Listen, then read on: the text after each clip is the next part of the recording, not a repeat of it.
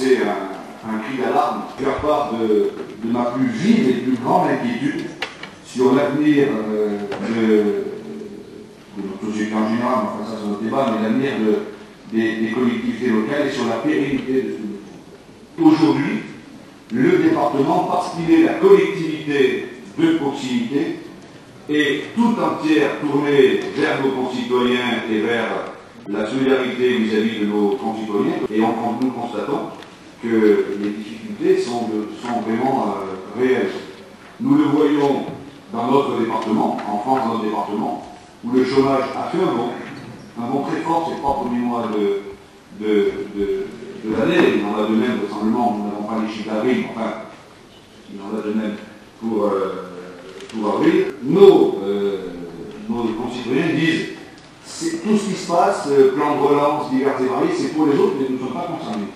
C'est pas pour nous. Et ça, c'est dramatique.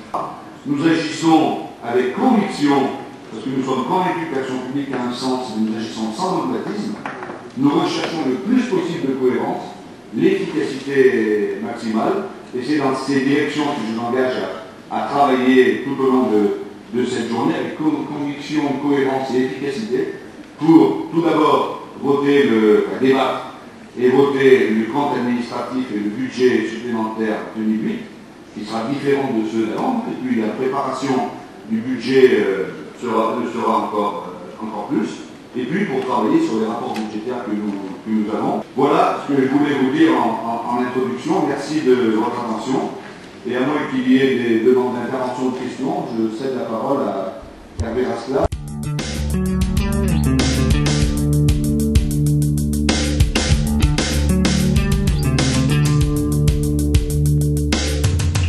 Le Conseil général vote aujourd'hui donc son compte administratif et son budget supplémentaire. C'est l'occasion donc pour une collectivité de faire le point sur une année écoulée et surtout de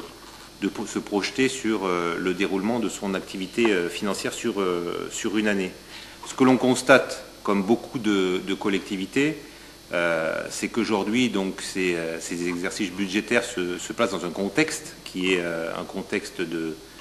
crise pour nos concitoyens, mais qui est aussi pour les collectivités donc des rendez-vous très difficiles et des équations qui sont de plus en plus dures à trouver entre d'un côté le désengagement de l'État, qui concrètement pour les collectivités se traduit par moins de recettes, de plus en plus donc de dépenses sociales pour faire face donc à la situation difficile de nos concitoyens, et pour une collectivité comme la Drôme, un choix politique de ne pas augmenter les impôts, donc d'avoir des difficultés de plus en plus grandes pour augmenter ses recettes, alors que les dépenses ne cessent de croître en direction de nos concitoyens les plus fragiles, que ce soit des personnes âgées, que ce soit des RMI, que ce soit tout simplement des Dromoises et des Dromois qui ont des difficultés à boucler leur fin de mois. On a décidé, lors du vote du budget en décembre dernier, d'orienter la plupart de nos politiques en direction des Dromois, pour faire de la redistribution, que ce soit en direction des transports scolaires, que ce soit en direction donc, des dotations pour les personnes les plus en difficulté, que ce soit en direction des communes qui derrière investissent, et puis surtout, ce que l'on voit aujourd'hui, on le sait au niveau national, 77% des investissements publics aujourd'hui sont des investissements des collectivités locales, et pour la Drôme, très concrètement, c'est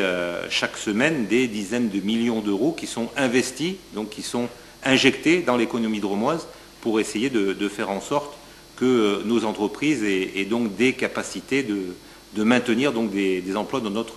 notre département. Donc c'est un petit peu à travers ce compte administratif et ce budget supplémentaire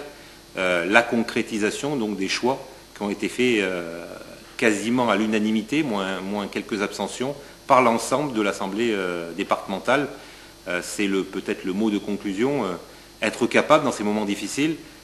montrer à nos concitoyens qu'on est capable de faire fi donc de nos différences au sein de cette Assemblée départementale et de se rassembler derrière donc un budget qui est un levier au service de nos concitoyens.